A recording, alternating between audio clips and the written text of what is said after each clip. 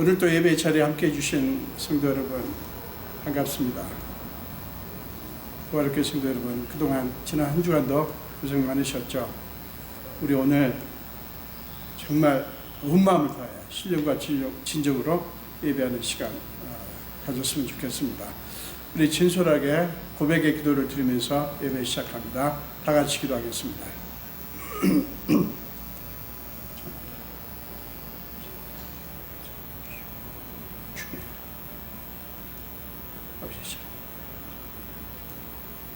정말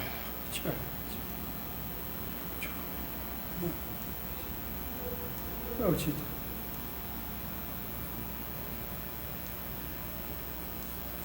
아버지, 아버지, 예수, 예수, 장결, 그래도 불구합니다. 주님의 아들, 주님 나의 주이시오. 예수, 선이시오. 주여.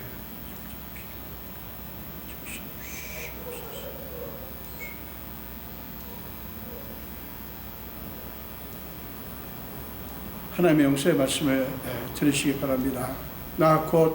나는 나를 위하여 내 허물을 도말하는 자니 내 죄를 기억하지 아니하리라. 아멘. 사도신경으로 신앙 고백합니다.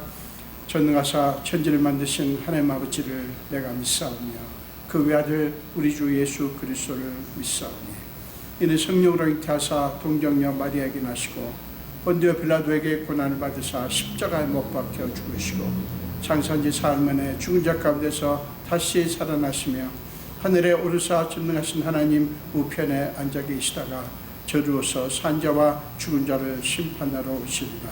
성령을 믿사오며 거룩한 공예와 성도가 서로 교통하는 것과 죄를 사하여 주시는 것과 몸이 다시 사는 것과 영원히 사는 것을 믿사옵나이다. 아멘.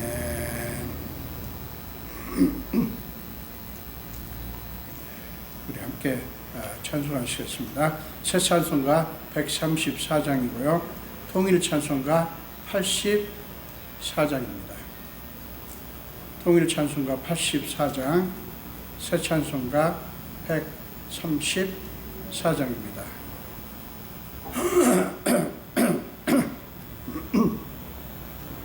우리 함께 찬송하시겠습니다. 나 어느 날 꿈속을 헤매며 어두운 바닷가 거닐 때 그 갈릴리 오신 이 따르는 많은 무리를 보았네. 나 그때에 확실히 맹인이 눈을 뜨는 거 보았네. 그 갈릴리 오신 이 능력이 나를 놀라게 하였네. 내가 영원히 사모할 주님 참 사랑과 은혜 넘쳐 나 배웠고 그 후로부터 내 구주로 섬겼네.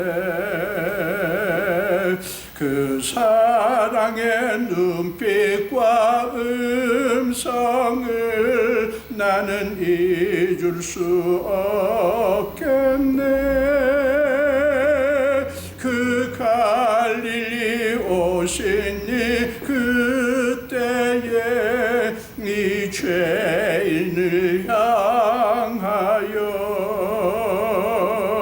못자국 난 그 손과 옆구리 보이시면서 하신 말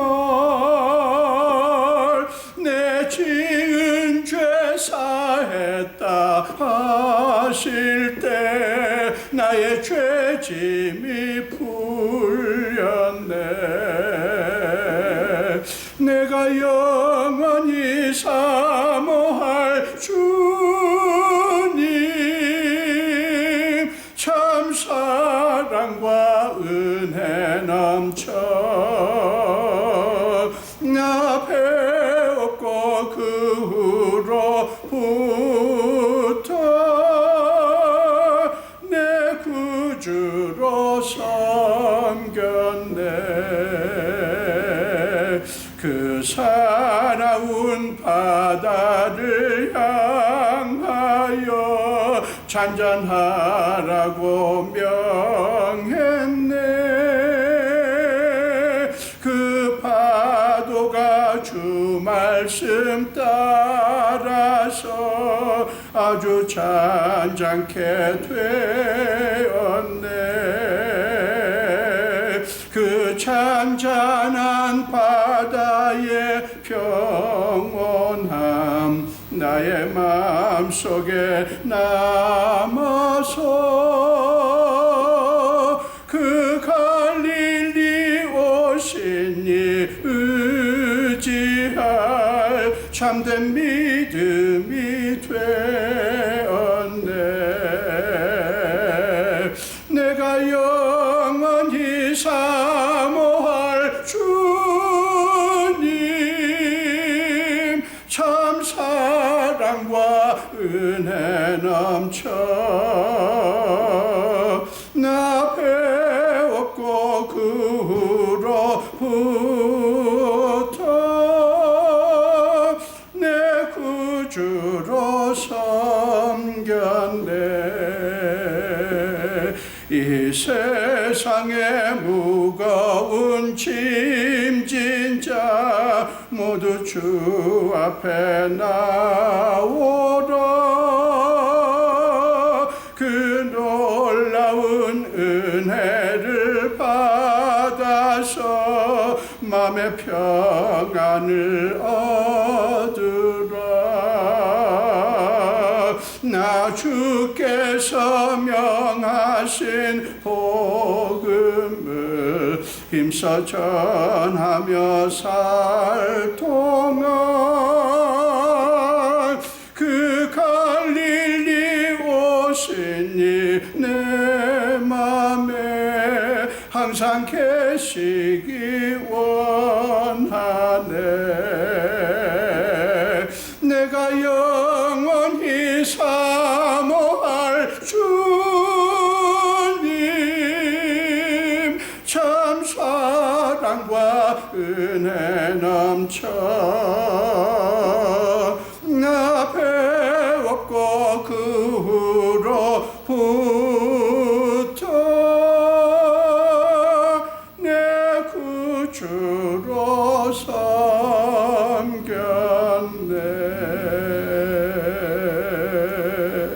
아멘. 네, 같이 기도하겠습니다. 예수님, 우리가 무엇이간데 오늘도 주님께 경배 드릴 수 있도록 불러주셨습니까? 우리를 사랑하시고 우리를 축복하시는 많은 것들을 우리는 알지만 때에 따라서 주님을 경배할 수 있게 하시는 이것보다 큰 사랑, 큰 복이 없는 것을 믿습니다. 오 주님, 그러나 우리는 주님 앞에 나와서 지난 한 주간의 우리 모습을 생각합니다. 우리는 솔직히 많은 죄를 범했습니다. 무엇보다도 하나님의 자녀임에도 불구하고 하나님의 자녀답지 못했고, 우리의 주인이 오직 하나님 뿐이심에도 불구하고 머리로는 알지만 우리의 실제 삶 속에서는 하나님이 주인이 아니라 마치 우리가 주인인 것처럼 행동하고 생각했습니다. 아버지여, 우리를 불쌍히 여겨 주시옵소서. 어떤 때는 알게, 어떤 때는 모르게 죄를 범했습니다.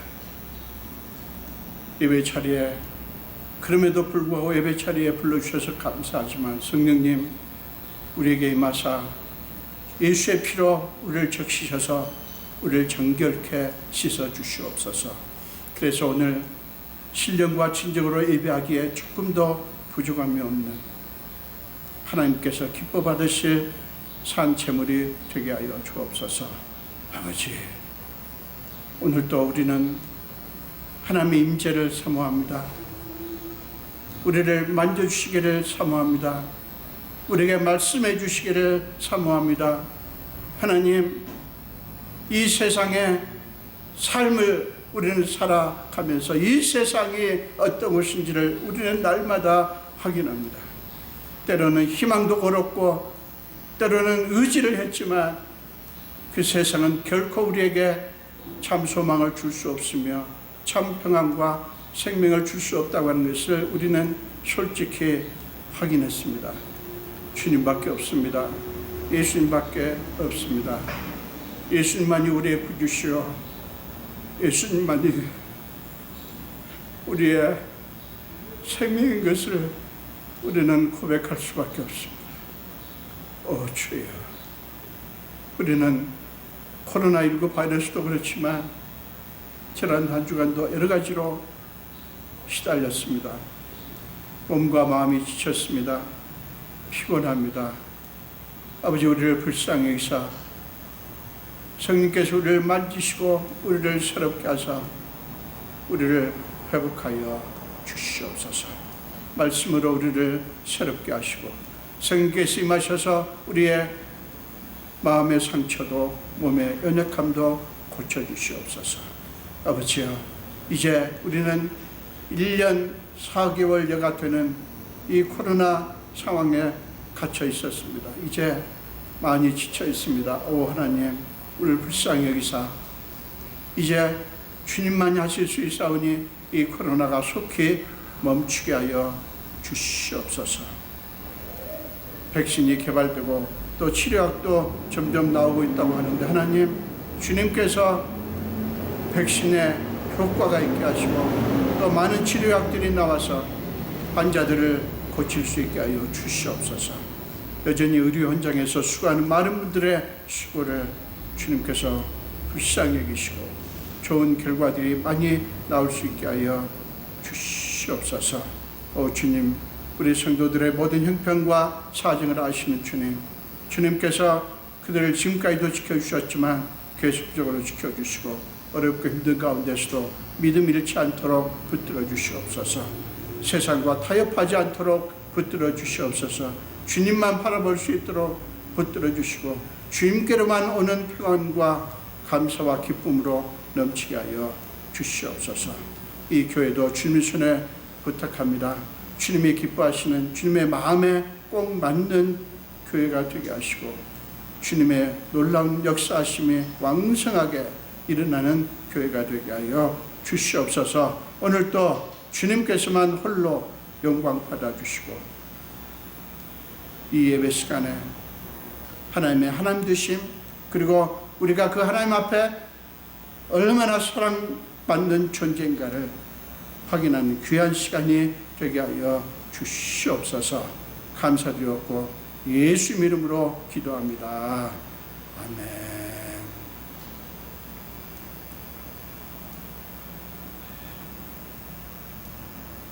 우리 함께 나누실 말씀은 사무엘하 24장 11절에서 17절까지입니다.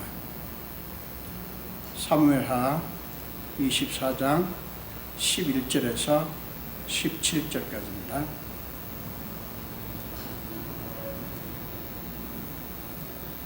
우리 한 목소리로 같이 읽겠습니다. 다윗이 아침에 일어날 때에 여호와의 말씀이 다윗의 선견자 된 선지자 갓에게 임하여 이르시되, 가서 다윗에게 말하기를 여호와께서 이와 같이 말씀하시기를 내가 네게 세 가지를 보이노니 너를 위하여 너는 그 중에서 하나를 택하라. 내가 그것을 네게 행하리라 하셨다 하라 하시니, 갓이 다윗에게 이르러 아뢰어 이르되 왕의 땅에 7년 기근이 있을 것이니까 혹은 왕의 원수에게 쫓겨 석 달 동안 그들 앞에서 도망하실 것이니까? 혹은 왕의 땅에 사흘 동안 전염병이 있을 것이니까? 왕은 생각하여 보고 나를 보내신 이에게 무엇을 대답하게 하소서 하는지라. 다윗이 갓에게 이르되 내가 고통 중에 있도다. 청하건대 여호와께서는 긍휼이 크시니 우리가 여호와의 손에 빠지고 내가 사람의 손에 빠지지 아니하기를 원하노라 하는지라. 이 여호와께서 그 아침부터 정하신 때까지 전염병을 이스라엘에게 내리시니 단에서부터 부엘세바까지 백성의 죽은 자가 7만 명이라. 천사가 예루살렘을 향하여 그의 손을 들어 멸하라 하더니 여호와께서 이 재앙 내리심을 뉘우치사 백성을 멸하는 천사에게 이르시되 족하다. 이제는 네 손을 거두라 하시니 여호와의 사자가 여부스 사람 아라우나의 타장 마당 곁에 있는지라. 다윗이 백성을 치는 천사를 보고 곧 여호와께 아뢰어 이르되 나는 범죄하였고 악을 행하였거니와 이 약물이는 무엇을 행하나이까? 청하건대 주의 손으로 나와 내 아버지의 집을 치소서 하는지라. 아멘. 한 번 더 기도하겠습니다. 예수님 감사합니다. 오늘도 부조한 중에 두렵고 떨리는 마음으로 하나님의 말씀을 들고 주님 앞에 그리고 주님이 사랑하시는 자녀들 앞에 섰습니다. 주님이 아시다시피 저는 죄인입니다. 그러나 순종하고 말씀을 들었사오니 주여 주여 성령께서 임하사 이사에게 하셨듯이 제 입술을 찢어주시고 성령께서 친히 말씀하사 하나님의 말씀이 온전히 선포되게 하여 주시옵소서. 감사드렸고 예수 이름으로 기도합니다. 아멘.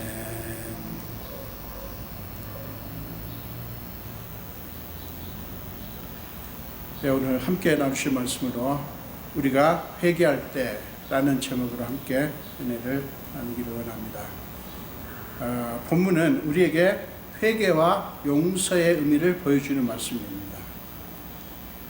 우리가 회개할 때 하나님은 기꺼이 용서하신다는 회개와 용서의 공식을 우리는 잘 알죠. 그런데 본문은 그 의미를 보다 정확하게 우리에게 보여준다는 면에서 오늘 본문이 중요합니다. 다윗 왕은 인구조사를 한 후에 그것이 하나님께 범죄한 것이라는 사실을 스스로 깨닫습니다. 그리고 그것을 뉘우치고 하나님께 회개합니다. 지난 주일에 우리가 살펴본 대로 다윗이 추진한 인구조사는 하나님으로부터 온 것이 아니었습니다. 왜 그런지 여러분 다시 강조하지는 않겠습니다. 하나님께서 명하신 것 같았지만 사실은 하나님으로부터 온 것이 아니라 다윗 스스로로부터 나온 것이었어요. 그렇게도 모든 것을 하나님 중심으로 생각하고 하나님을 의지하던 왕이 언제부터인가 인간의 힘을 의지하기 시작하면서 전쟁에 나가 싸울 수 있는 군사의 숫자가 얼마나 될까 신경을 쓰기 시작했어요. 이스라엘의 힘의 원천은 인간의 자원이나 능력이 아니라 오직 하나님이라는 사실을 잊었기 때문이에요. 그래서 필연적으로 다른 이방 민족들이 그렇듯이 군사의 숫자를 의지하게 된 거예요. 그래서 다윗은 군사로 동원할 숫자를 알아보기 위해 인구조사를 했던 것입니다. 여러분, 하나님이 아니라 군사의 숫자, 그러니까 인간의 자원, 인간의 능력을 의지하게 된 것, 그것이 다윗의 죄였어요. 하나님이 아니라 군사의 숫자를 의지하게 된 것, 그게 다윗의 죄였다고요. 여러분, 인간적인 상식으로는 이해가 안 되죠. 그게 무슨 죄냐, 그렇게 생각을 할 수 있어요. 그러나 영적으로는 그게 죄입니다. 여러분, 사람이 죄를 짓는 것도 물론 문제지만 더 큰 문제는 그것을 깨닫지 못하고 회개하지 않는 거예요. 성경의 인물 중에서 대표적인 사람이 사울 왕이에요. 사울 왕의 문제가 그것이었습니다. 그는 사무엘 선지자가 그의 죄를 지적했음에도 불구하고 그것을 인정하지 않았고 나중에는 깨닫고도 회개하지 않았어요. 그래서 하나님은 사울을 버리셨어요. 사울 왕이 무슨 윤리 도덕적인 엄청난 죄를 범했기 때문에 하나님이 그를 버리신 게 아니에요. 고집을 부리고 회개하지 않았기 때문이었어요. 여러분, 바로 그것, 즉 회개하지 않는 것을 하나님은 그 무엇보다도 미워하십니다. 여러분, 왜 그런지 아세요? 회개하지 않는다고 하는 것은 하나님을 인정하지 않는 것이고 여전히 자기 자신의 의를 내세우는 것이기 때문에 그래요. 하나님이 다윗을, 사울 왕은 버리셨지만 왜 다윗을 기뻐하셨는가? 그 까닭을 살펴보면 하나님의 마음을 더 잘 알 수 있어요. 여러분, 다윗이 아무런 죄를 범하지 않았기 때문이 아니라 그가 죄를 범했지만 사실은 죄를 범한 것으로 따지면 다윗 왕이 더 크죠. 그렇지만 그 후에 그는 깊이 깨닫고 회개를 한 것 때문이었어요. 그것 때문에 하나님이 다윗을 기뻐하셨어요. 사도행전 13장 22절에 보면 그를 어떻게 부르냐면 하나님의 마음에 맞는 사람이다 이렇게 부릅니다.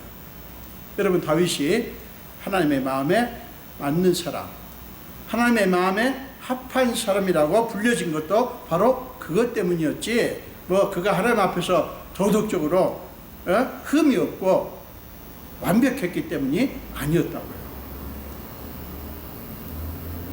자신의 죄를 깨닫고 회개하는 것이 그만큼 중요하다고 하는 것을 보여주는 그런 이야기입니다. 본문은 다윗이 하나님께 회개한 후에 하나님의 말씀이 선지자 갓에게 임한 이야기로 시작합니다. 하나님께서 다윗의 회개에 대해 선지자를 통해서 응답하신 거예요. 그 응답은 무엇이었습니까? 자, 12절을 보세요. 가서 다윗에게 말하기를 여호와께서 이와 같이 말씀하시기를 내가 네게 세 가지를 보이노니 너를 위하여 너는 그 중에서 하나를 택하라. 내가 그것을 행하리라. 이렇게 말씀합니다. 그 세 가지 선택사항은 첫째는 이스라엘 땅의 7년 기근, 둘째는 다윗이 원수에게 쫓겨 석 달 동안 그들 앞에서 도망 다니는 것, 셋째는 이스라엘 땅에 사흘 동안 전염병이 있는 것. 다윗은 이 셋 중에서 하나를 선택해야 하는 그런 고통스러운 순간을 맞게 되었어요. 여러분, 이것은 용서에 대한 선포가 아니라 심판에 대한 선포 아닙니까? 여기서 우리는 한 가지 심각한 질문을 할 수밖에 없어요.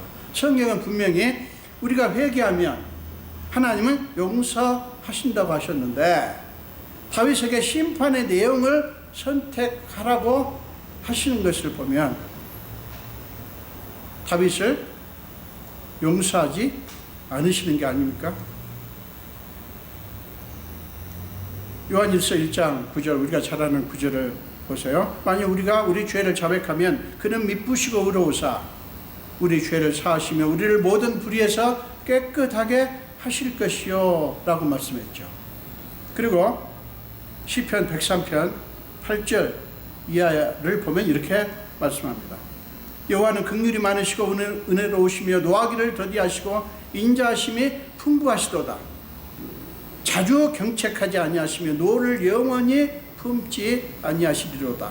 우리의 죄를 따라 우리를 처벌하지는 아니하시며 우리의 죄악을 따라 우리에게 그대로 갚지는 아니하셨으니 이는 하늘이 땅에서 높음같이 그를 경외하는 자에게 그의 인자하심이 크심이로다. 동이 서에서 먼 것 같이 우리의 죄과를 우리에게서 멀리 옮기셨으며 아버지가 자식을 긍휼히 여김같이 여호와께서는 자기를 경유하는 자를 긍휼히 여기시나니 이는 그가 우리의 체질을 아시며 우리가 단지 먼지뿐임을 기억하심이로다. 자, 이런 말씀이 나옵니다. 그 밖에도 성경에 곳곳에 그런 말씀이 있죠. 그런데 하나님은 내가 너를 용서하노니 걱정하지 말아라. 너와 네 백성에게 아무런 일도 일어나지 않을 것이다 라는 말씀 대신 너는 세 가지 중에서 하나를 선택하라고 하셨어요. 왜 그러셨을까요? 내가 널 용서하니까 걱정하지 말아라. 너희에게 아무런 일도 일어나지 않을 것이다 라는 말씀을 해 주신 것이 아니라 이 세 가지 심판의 내용 중에서 하나를 선택하라고 하신 거예요. 왜 그러셨을까요? 여러분, 그렇다면 그것은 다윗이 회개를 했지만 하나님은 그의 회개를 받지 않으셨다는 거 아닙니까? 그를 용서하지 않으셨다는 거 아닙니까? 그래서 하나님께서 지금 심판을 하시겠다는 것 아닙니까? 그리고 동이 서에서 먼 것 같이 우리의 죄과를 우리에게서 멀리 옮기셨으며 라는 시편 말씀을 도대체 우리가 어떻게 받아들여야 합니까?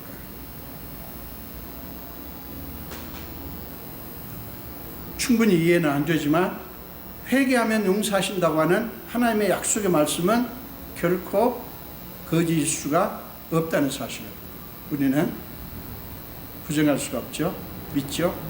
하나님의 말씀인 약속의 말씀은 거짓일 수가 없다. 이해는 잘 안 되지만 받아들이기는 쉽지 않지만 그래도 그 말씀 자체는 우리가 부인할 수가 없죠. 그 믿음의 본질을 우리는 포기할 수가 없지 않습니까? 그렇죠? 그렇다면 하나님이 이 세 가지 중에서 하나를 선택하라고 하신 까닭과 의미는 무엇일까요? 여러분, 먼저 한 가지를 함께 생각해 보기를 바랍니다. 여러분, 하나님이 뭔가를 하실 때 거기에는 분명히 그분의 선하신 뜻이 담겨 있지 않을까요? 하나님이 뭔가를 하신다면 거기에는 하나님의 어떤 선하신 뜻이 담겨 있지 않을까요? 여러분, 이걸 믿습니까? 왜 하나님이 그렇게 하시는지에 대해서 명확하게 알 수는 없다고 해도 하나님은 아무 의미 없이 그렇게 하실 분이 아니라는 것만은 우리는 부인할 수가 없어요. 하나님이 우리에게 뭔가를 하실 때는 언제나 하나님 자신이 아니라 하나님의 자녀인 우리의 유익을 위해서 행하십니다. 하나님이 뭔가를 하실 때는 그것이 어떤 내용이든 우리 마음에 드는 내용이든 들지 않는 내용이든 하나님 자신을 위한 것이라기보다는 하나님의 자녀인 저와 여러분의 유익을 위해서 그렇게 하신다고요. 문제는 우리가 좋다고 생각하는 것과 하나님이 좋다고 생각하시는 것에는 깊은 간격이 있고 우리가 심각하게 생각하는 것과 하나님이 심각하게 생각하는 것에는 또 커다란 차이가 있다고 하는 거예요. 우리가 중요하게 생각하는 것과 하나님이 중요하게 생각하시는 것 사이에도 그런 엄청난 차이가 있습니다. 이게 우리가 신앙생활 할 때 어려운 거예요. 어려운 문제예요. 사랑하는 여러분, 그것이 무엇인지 아십니까? 사람과 달리 하나님이 가장 심각하게 보시는 문제는 죄의 문제입니다. 죄의 문제예요. 하나님이 가장 중요하게 생각하는 문제가 이 죄의 문제라고요. 죄가 인간과 하나님 사이를 갈라놓았고요. 죄가 모든 인류의 고통의 원천이기 때문에 그래요. 하나님은 그것을 아파하시고 지금까지도 그 문제를 위해서 쉬지 않고 역사하십니다. 그래서 죄인 한 사람이 돌아오면 하나님께서는 그렇게 기뻐하시는 거예요. 사랑하는 여러분, 전혀 허물도 없고 죄를 전혀 짓지 않는 순도 100%의 사람이 있을까요? 사도 바울은 분명하게 선포합니다. 기록된 바 의인은 없나니 하나도 없으며 깨닫는 자도 없고 하나님을 찾는 자도 없고 다 치우쳐 함께 무익하게 되고 선을 행하는 자는 없나니 하나도 없도다. 모든 사람이 죄를 범하였음에 하나님의 영광에 이르지 못하더니. 로마서 3장 10절에서 12절 그리고 23절 말씀에 그렇게 나옵니다. 여러분, 이것은 사도 바울의 탄식이에요. 탄식이에요.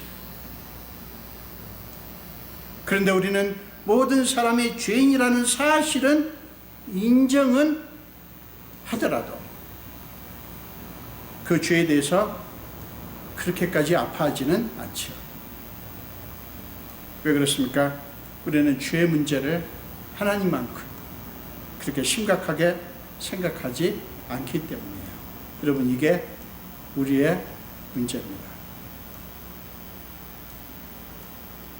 성경에서 선포하는 우리의 죄성을 깨닫고 인정한다면 하나님께서 우리의 죄에 대해 지적을 하시고 치실 때, 때리실 때 거기서 오히려 하나님의 사랑을 느낄 수가 있어요. 그렇게 되면 우리가 회개했을 때 우리가 기대하는 것처럼 우리는 뭘 기대합니까?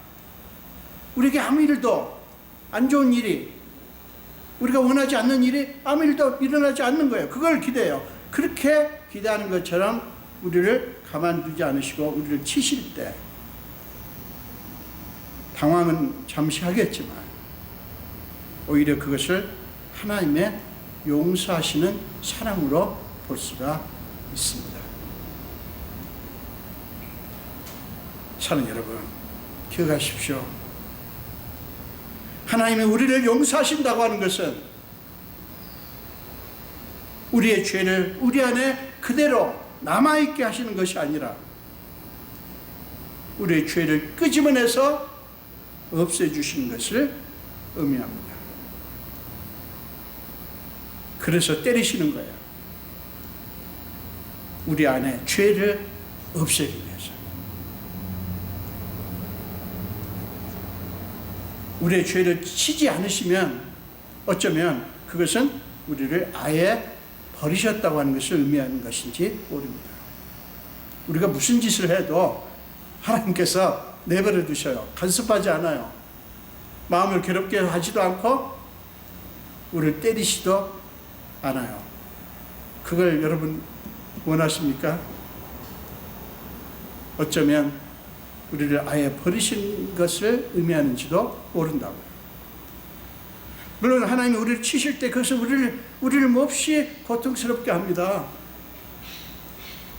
마치 우리 몸 안에 있는 암덩어리를 도려내듯이 영혼의 암덩이를 도려내는 것이기 때문에 아플 수밖에 없어요. 사랑하는 여러분은 그런 용서를 받아들이시겠습니까?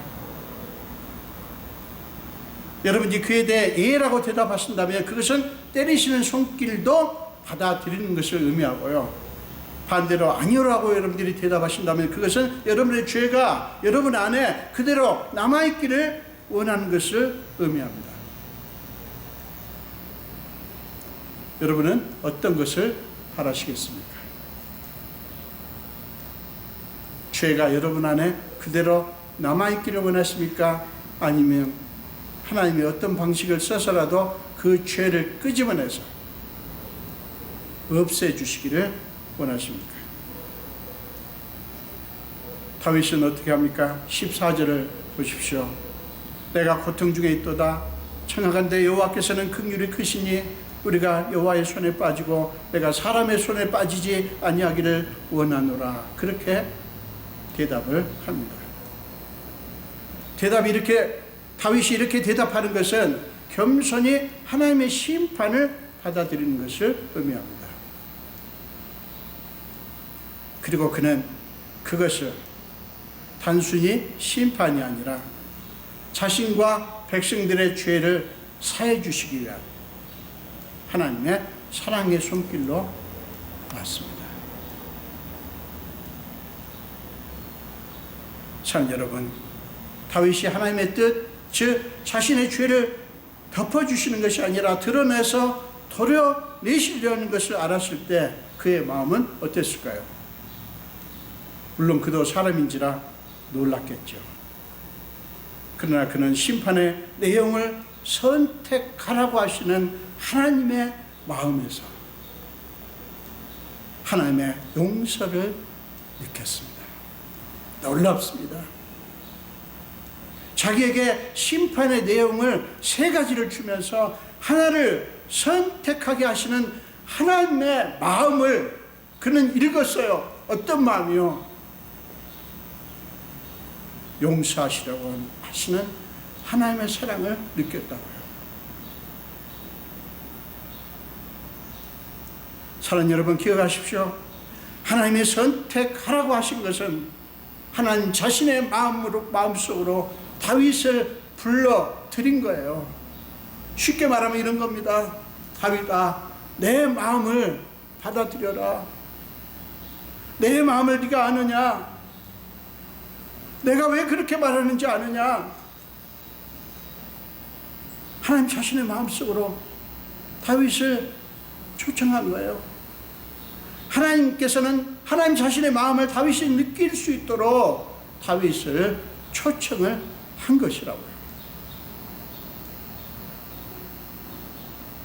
하나님이 막무가내식으로 때리시는 것이 아니라 다윗이 기꺼이 하나님의 심판의 의미를 깨달을 수 있도록 다윗의 마음을 두드리시고 움직이신 거예요.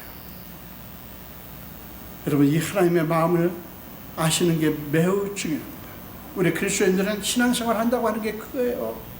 하나님은 끊임없이 하나님 자신의 마음속에 우리를 초대합니다. 하나님은 늘 말씀드리지만 강제로 무엇을 시키는 것이 아니라 우리로 하여금 하나님의 마음을 느끼고 그 하나님의 마음에 감동되기를 원하셔요. 사랑하는 여러분, 생각해 보세요. 다윗아, 내가 너와 네 백성을 다음 세 가지 내용으로 칠 텐데 너는 어느 것을 선택할래? 라고 물으신 자체가 여러분, 하나님의 은혜 아닙니까? 이게 하나님의 은혜 아닙니까? 사랑하는 여러분, 다윗은 이것을 통해서 하나님이 나를 치시려는 것은 그것을 통해서 나를 고치시려고 하시는구나 라고 하는 하나님의 마음을 깨닫게 되었어요. 자기의 죄에 대한 깊은 성찰을 하게 되었다는 것이에요. 죄에 대한 하나님의 마음을 알게 되었다는 말씀이에요. 자신의 죄에 대해서 하나님의 어떤 심정인가, 그 하나님의 심정을 다윗이 알게 되었다는 뜻이에요. 사랑하는 여러분, 죄가 왜 심각하고 왜 무서운 건지 아십니까? 심판 때문인가요? 심판이 무서워서? 아닙니다. 하나님이 죄를 미워하시기 때문에, 하나님이 우리가 사랑하는, 우리가 믿는 하나님이 죄를 미워하시기 때문에, 죄가 하나님과 우리 사이를 갈라놓았기 때문이에요. 이사야서 59장 1절과 2절을 보십시오. 여호와의 손이 짧아 구원하지 못하심도 아니요 귀가 둔하여 듣지 못하심도 아니라 오직 너희 죄악이 너희와 너희 하나님 사이를 갈라놓았고 너희 죄가 그의 얼굴을 가리어서 너희에게서 듣지 않으시게 함이니라. 여러분, 하나님과 우리 사이를 가로막고 하나님과 우리 사이를 갈라놓는 것은 죄입니다. 하나님은 그것을 아파하셔요. 왜 아파하실까요? 하나님 우리와 깊이 교제하기를 원하시고 하나님의 것들을 우리에게 아낌없이 주시기를 원하셔요. 근데 그게 이루어질 수가 없어요. 죄가 가리고 있기 때문에, 하나님과 우리 사이를 갈라놓고 있기 때문에. 사랑하는 여러분, 그렇다면 무엇이 하나님이 우리를 용서하시는 것입니까? 무엇이 하나님이 우리를 용서하시는 것입니까? 우리가 원하는 대로 무엇을 하든 아무런 제지도 하지 않으시는 것입니까? 전혀 때리시지 않는 것입니까? 다 눈 감아 주시는 것입니까?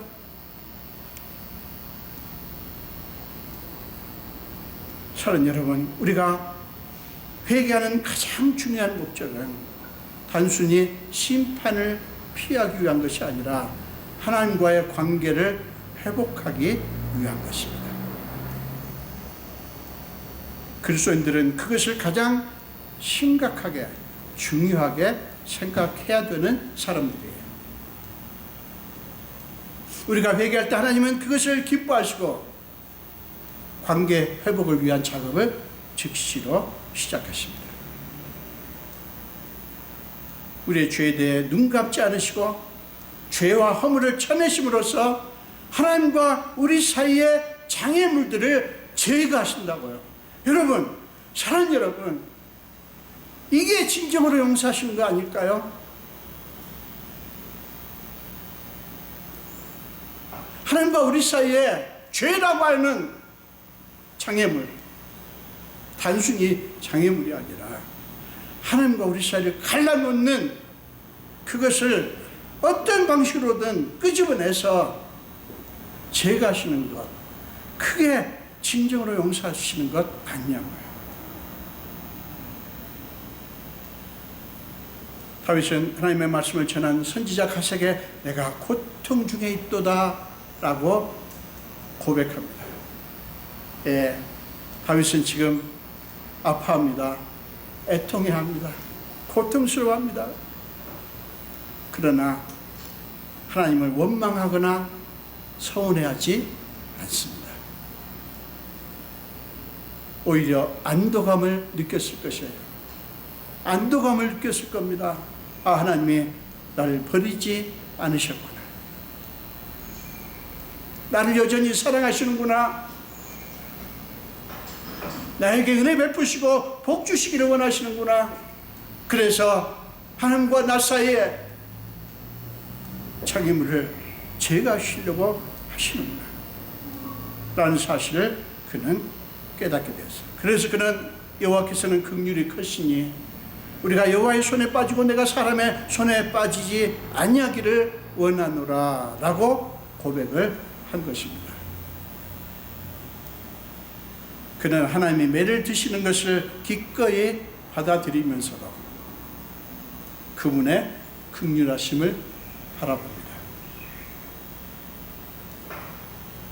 그는 호세아서 6장 1절 말씀대로 하나님은 치시는 분이시기도 하지만 또한 싸매시는 하나님이시라고 하는 사실을 그는 믿은 거예요.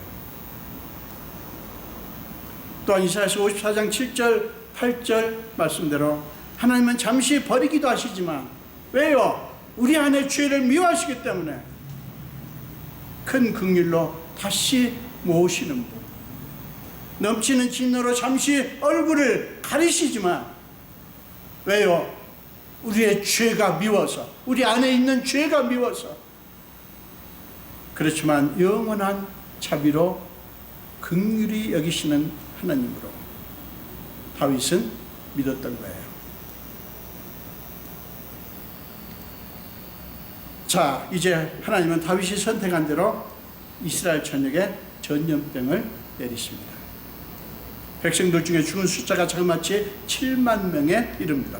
게다가 천사가 예루살렘을 멸하려고 손을 듭니다. 하나님도 다윗도 그 천사의 모습을 보았어요.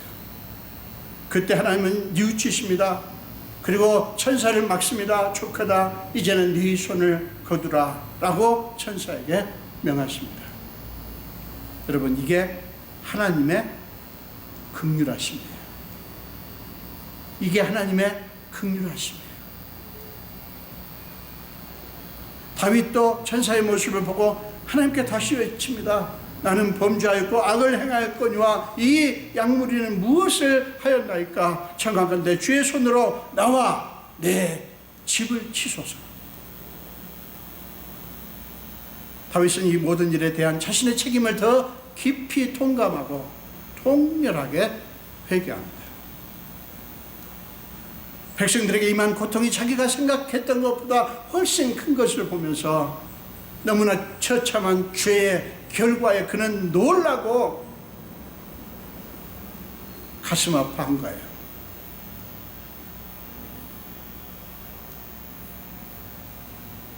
사랑하는 여러분, 여러분은 다윗의 모습에서 무엇을 보십니까? 참 안 됐다고 생각되시죠? 그러나 사랑하는 여러분, 그게 은혜라는 사실을 아십니까? 그게 은혜예요. 죄를 인식하고 아파하고 그것을 하나님께 내려놓고 회개할 수 있다고 하는 게 얼마나 복된 것인지 아십니까? 사랑하는 여러분, 회개는 우리의 죄성을 온전히 인정하고 그 죄성에서 빠져나와 하나님께로 나아가는 행위예요. 회개는 우리의 죄성을 온전히 인정하고, 하나님, 나는 죄인입니다, 나는 죄를 범했습니다 라고 인정하고 그 죄성에서 빠져나와서 하나님께로 나아가는 행위라고요. 그렇기 때문에 회개는 하나님과의 관계를 여는 최고의 순종의 행위입니다. 회개는 하나님과 우리의 관계를 여는 거예요. 동맥경화증처럼 핏줄 안에 이물질이 쌓여서 피가 흐르지 못하게 하는 것처럼 죄는 하나님과 우리 사이에 그런 역할을 한다고요. 그런데 회개함으로 영적인 동맥경화증을 해소하는 거예요. 우리가 하는 게 아니죠. 하나님께서 때로는 우리를 치셔서 하나님과 우리 사이에 끼어있는 더러운 것들을 빼내심을 통해서 우리와의 관계를 여십니다. 그래서 하나님은 우리가 회개할 때 그렇게도 기뻐하시는 거예요. 여러분, 누가복음 15장 3절부터 7절까지 보면 탕자의 비유가 나오죠. 거기 보면 잃은 양 한 마리 찾았다고 목자가 뛸 듯이 기뻐하는 모습이 나오죠. 얼마나 기뻐합니까? 온 동네 사람들 다 불러다가 잔치를 베풀 정도의 경사였던 거예요. 그 일이, 그 잃은 양 한 마리를 찾은 일이 그 목자에게는 그렇게 크나큰 경사였던 것입니다. 여러분, 그게 하나님의 마음이에요. 하나님이 우리와의 관계 회복을 그만큼 간절하게 원하시고, 그렇게 됐을 때 하나님은 뛸 듯이 기뻐하신다고 하는 것을 보여주시는 것입니다. 그게 잃은 양의 비유의 핵심이에요. 우리가 신앙생활을 한다고 하는 것은 그 하나님의 마음을 알고 그분의 마음에 우리 자신을 몽땅 드리는 것을 의미합니다. 그게 믿는 거예요. 한 발은 하나님께, 한 발은 세상에 이렇게 적당히 무슨 그렇게 하는 게 아니라 그 하나님의 마음을 알고 그분의 마음에 우리 자신을 온전히 몽땅 다 내어드리는 게 그게 바로 믿는 것입니다. 사랑하는 여러분, 우리가 회개하는 것이 무엇을 의미하는지를 잊지 마십시오. 하나님과 우리와의 관계 회복, 그리고 하나님과 우리 사이에 이물질이 끼어있는 그 이물질을 제거하는 것,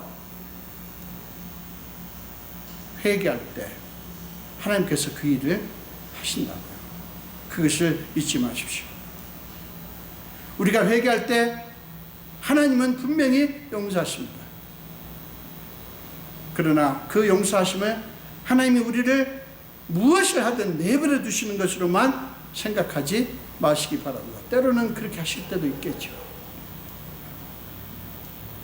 하나님의 용서하심은 우리의 죄를 따라 처벌하지 않으시는 방식으로도 나타나지만 우리를 치시는 방식으로도 나타납니다. 죄를 없애주시는 게, 우리 안에 죄를 없애주시는 게 참으로 우리를 용서해 주시는 것입니까? 우리의 죄를 없애주시는 게 참으로 우리를 용서하는 거잖아요. 사랑하는 여러분, 하나님이 치실 때 물론 아프지요. 그러나 기억하십시오. 우리만 아픈 게 아니에요. 하나님은 더 아파하십니다. 사랑하는 여러분, 우리를 그렇게 긍휼히 여기시는 하나님을 붙드시기 바랍니다. 하나님께서 우리에게 그걸 원하셔요. 그래서 우리를 한없이 긍휼히 계십니다. 사랑하는 여러분, 그렇게 해서 하나님의 용서의 사랑이 여러분의 인격에, 여러분의 삶에 끊임없이 흘러넘치시기를 간절히 축원드립니다. 기도하겠습니다. 예수님 감사합니다. 오늘도 생명 주시고 주의 전으로 불러주시고 이렇게 하나님의 말씀을 같이 나누게 해주셔서 감사합니다. 우리는 다윗에게 임한 하나님의 말씀을 보면서 솔직히 당황이 되었습니다. 하나님이 다윗을 그렇게 간절히 회개했는데도 용서하지 않으셨다는 말인가? 당황이 되었지만 우리는 이제 하나님의 마음을 압니다. 하나님께서 우리를 용서하신다고 하는 것은 단순히 우리가 원하는 대로 우리가 무엇을 하든 내버려 두시는 것이 아니라 우리 안에 죄를 미워하시고 그 죄를 끄집어내서 그 죄를 없애주신다고 하는 것이 진정한 용서라는 사실을 오늘 말씀을 통해서 깨닫습니다. 오 주님, 그러십시오. 우리 안에 죄를 주님 끄집어내 주시기를 원합니다. 아버지, 때리시더라도 그렇게 하십시오. 그래서 우리 안에 하나님이 미워하시는, 하나님과 우리 사이를 갈라놓는 그 죄를 없애주시옵소서. 감사드리고 예수님 이름으로 기도합니다. 아멘.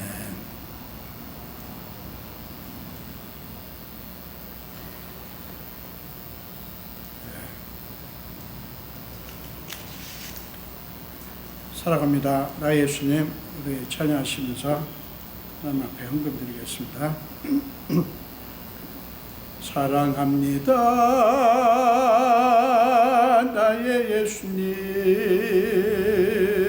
사랑합니다. 아주 많이요. 사랑합니다.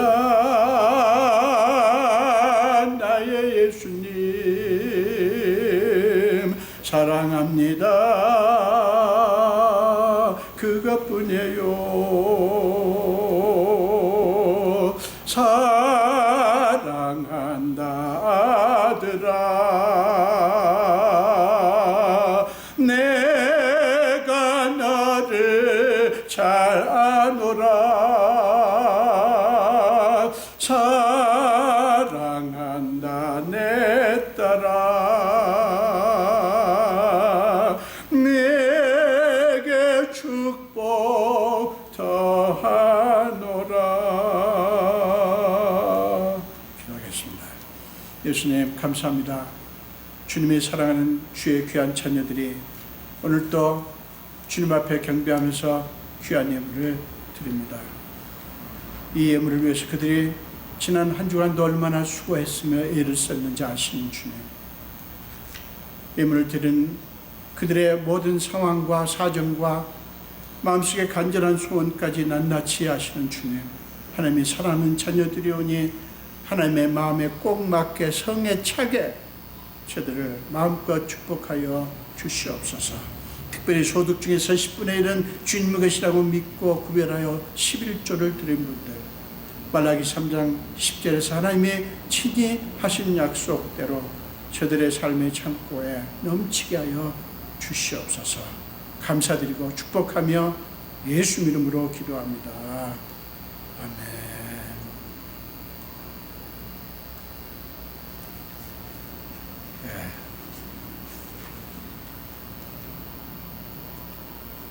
새로운 광고는 없습니다. 7월 7일 첫 번째 수요일부터 수예배를 다시 시작합니다. 시간은 8시 30분이고요.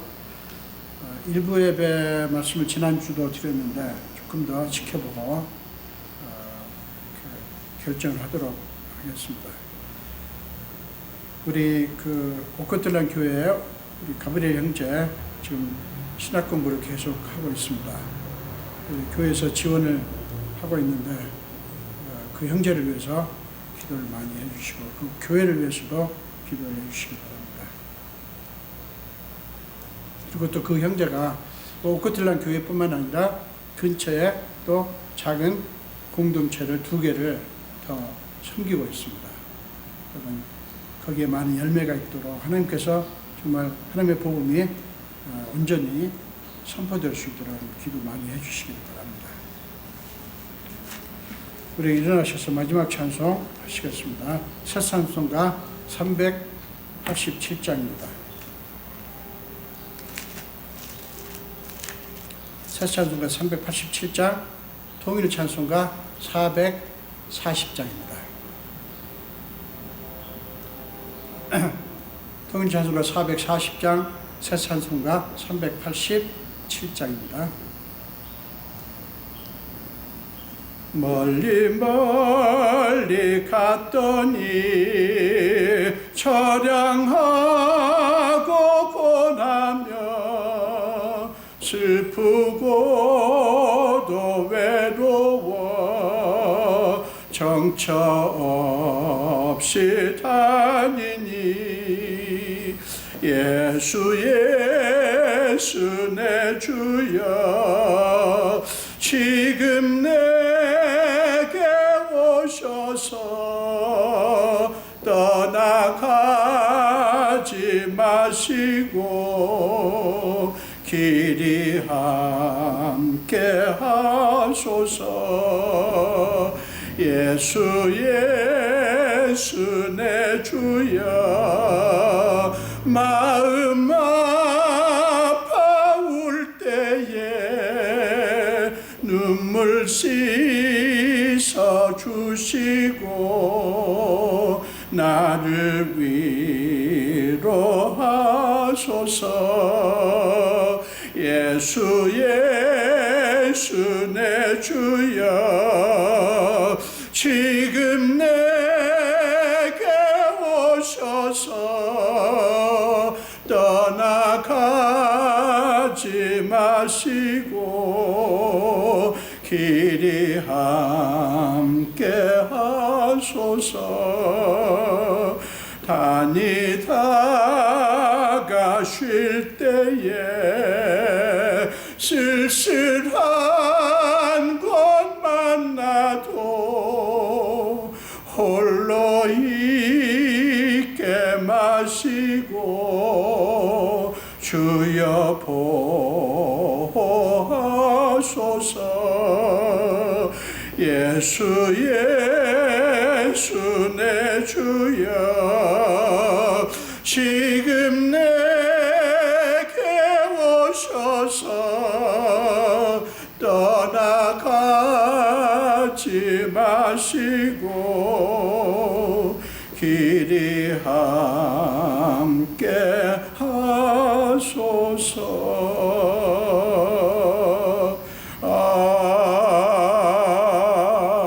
아멘. 네, 기도하시겠습니다. 지금은 우리 주 예수 그리스도의 크신 은혜와 하나님 아버지의 지극하신 사랑하심과 우리 삶 속에 기꺼이 들어오셔서 우리의 모든 무거운 짐과 연약함을 짊어지시고 날마다 우리 위해서 탄식함으로 간구하시는 성령님의 감화, 감동, 역사하심이 오늘 예배를 드리며 특별히 말씀을 듣고 이제 하나님의 용서하시는 그 사랑 속에, 그 하나님의 품 속에 우리 전 천지를 몽땅 드리기로 작정하는 우리 성도들 머리 위에와 우리 온 교회 위에 지금부터 영원토록 함께 하시기를 간절히 축원하옵나이다. 아멘.